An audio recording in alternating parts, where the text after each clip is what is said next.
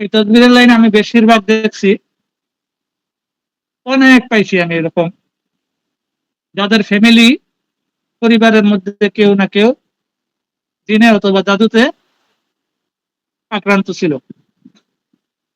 তো উনি আবার অনেক মুদাব্বিরের কাছে গেছে, অনেক প্রতারণায়, অনেক ধোঁকায় পড়ে টাকা নষ্ট করতে করতে শেষ পর্যায়ে সিদ্ধান্ত নিয়েছে যে আমি তদবির শিখব, আমি নিজেই তদবির শিখবো।